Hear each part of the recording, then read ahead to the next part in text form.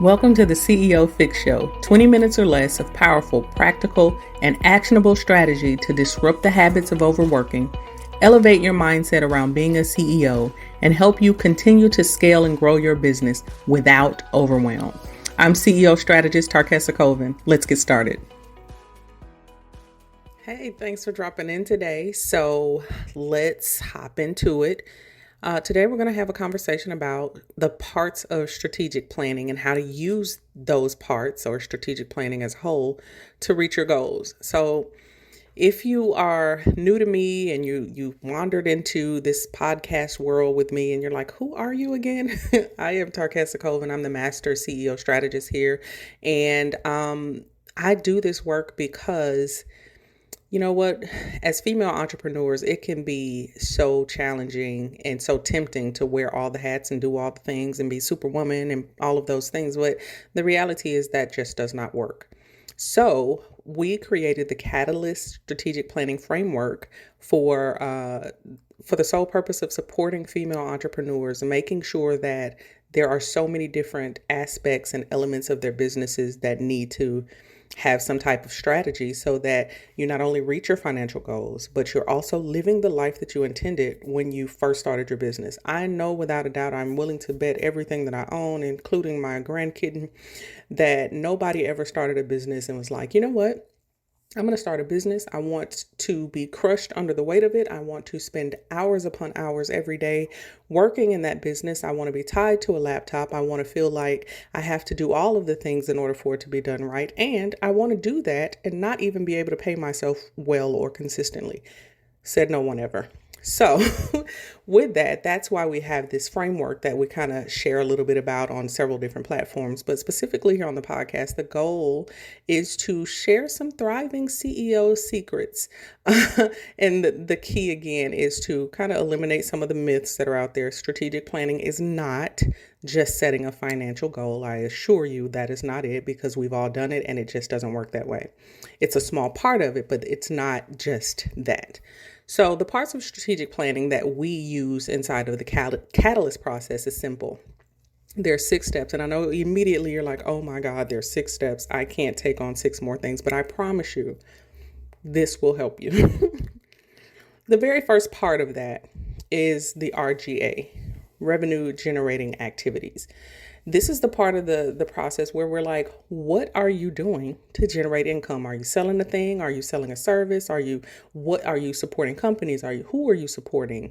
How are you supporting them? Revenue generating activities is essentially how you bring money into your business. This is very important. And it's the first one because it's great to have a financial goal.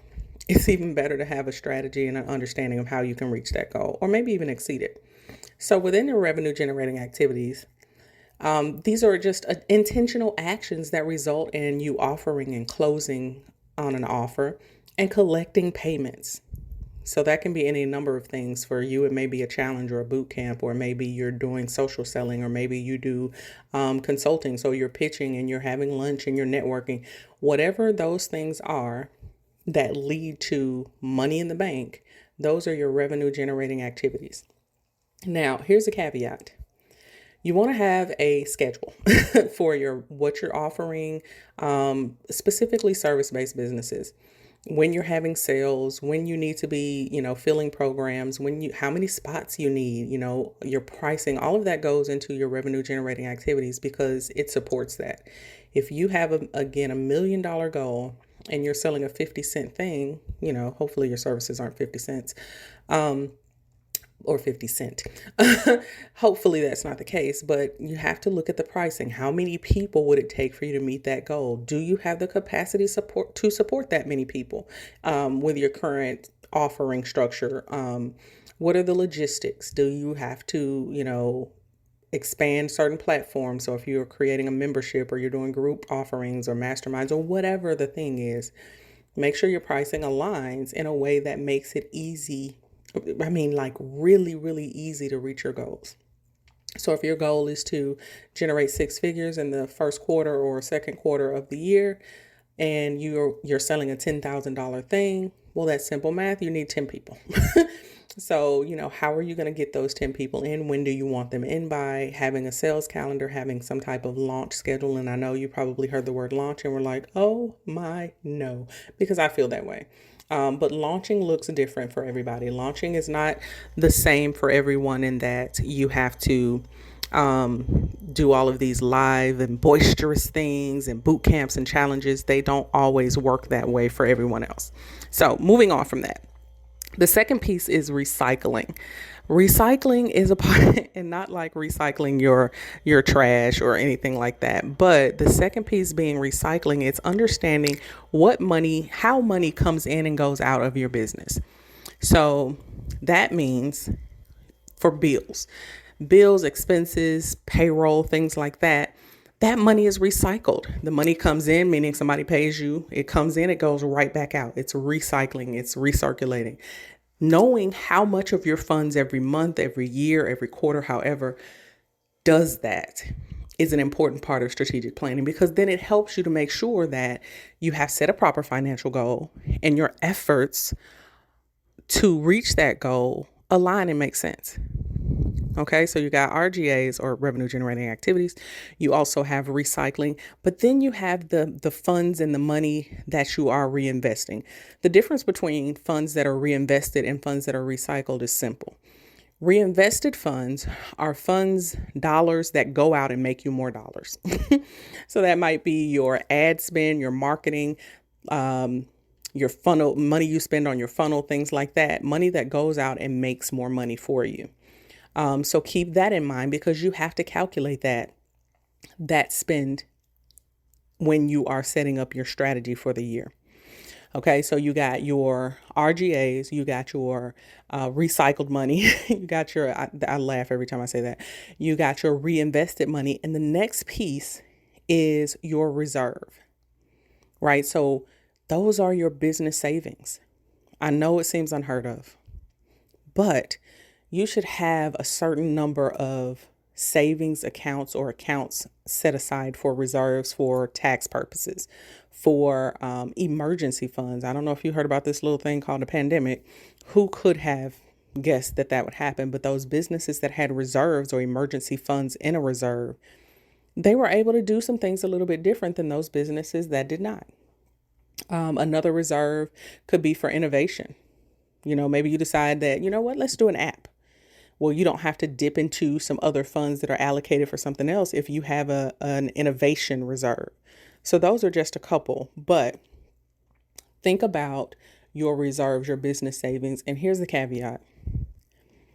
It's okay to open up different accounts for those reserves, to keep them true, to make sure that they're being built. Reality is we are usually not disciplined enough in our personal accounts to say, I'm not going to bother that money. I'm just going to leave that there. And the same rules apply with our business accounts. So keep the money separate.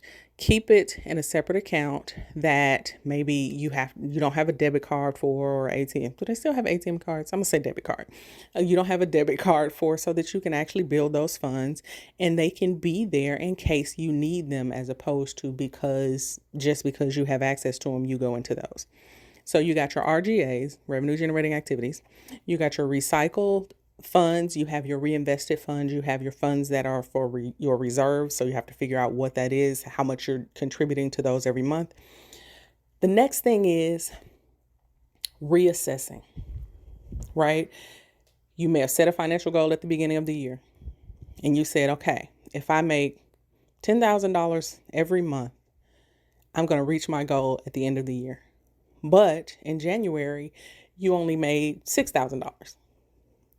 So now there's a $4,000 deficit from your financial goal. Your financial goal doesn't go away. You have to now readjust your plan, your financial goal for each additional month, and how you're going to reach that goal. You have to reassess. Just because you miss a particular goal or it doesn't quite shake out the way that you thought, the goal doesn't go away. This is why strategic planning is something that you do or you keep in your forefront all the time. It's not just like, oh, in December I'll do it and then I'll look at it again next December. No, you have to reassess. You've gathered good data. So maybe you only made $6,000 because you only spoke on 2 stages. And so now next month, You need to speak on 3 or 4 to reach your goal, and so on and so forth. So it's not so that you will get panicked and start thinking, I can't do this or anything like that, but you reassess based on having good data. And that is how month after month you're able to reach your goals more effectively. Okay. So the reassess part is super important. And then so you have RGAs, you have your recycle funds, you have your reinvested funds, you have your reserves, you have where you reassess throughout the process of your strategic planning, and then you have repeat. You repeat this process, checking those numbers consistently every 4 to 6 weeks. Every 4 to 6 weeks, because if you get to the point where you're 2 months behind, 3 months behind, not saying that you can't reassess and adjust your goals and meet the same goal, but it is much easier when things are top of mind. It is much easier to recap what you did or didn't do for the month when it's within that month. So those are the 6 different ways that we help people with our Catalyst framework. That's it. And so, of course, there's some different layers in there that I can't go through, on this particular medium. It just doesn't make sense. But what I will say is when it comes to the revenue generating activity, just knowing your financial goal and how your pricing should be isn't enough. There's some additional layers that go into that, specific to your sales calendar, specific to having what I call a sliding growth scale for your pricing. One of the things we love to say right now, it's very popular, is yesterday's price is not today's price, but most people don't understand why. It's because you've gathered good data. So you may offer something that's $10,000 today, and you get some people to opt in, and you are, going through whatever process to deliver whatever the thing is that you sold for $10,000, and you realize, wow, this is actually taking more time than I thought for me to serve them. I had to invest and get someone in here to help me do XYZ, or I had to go up a level on my platform for so and so. And so when you gather that data, then you realize there needs to be a shift, and maybe you should be offering this thing for $1,250 or $14,000 versus the $10,000. So that is what you call a sliding growth scale. And also, once you start getting those proofs and those testimonials of the results and the impact of working with you, then of course the price goes to another level because you're calling in a higher level client. So that was kind of a crash course around the pricing of the sliding growth scale that we teach inside of the RGA process. But again, so that you might have to go back and listen to this a couple of times to really wrap your head around where the gaps are and how you've been doing your strategic planning. But I promise you that if you get in the habit of using this framework, it will catapult your business to the next level. It will allow you to know tons about your business, but have so many things documented about the operations to bring the vision to life that you could hire someone, that you could outsource some things. It's the beginning of you really stepping into that CEO, the CEO shoes, so that you can hold the vision, understand the direction of the business, but not have to do all the things. So I hope that was helpful. Like I said, you might have to listen to this a couple of times, but I encourage you, if you're not already a part of our community, hop over to the whole CEO community where I talk a little bit more about these things, and there's some tools and resources to help CEOs. It's a community just for CEOs. So hop over and join us there. It's www.thewholeceo.com. We would love to have you.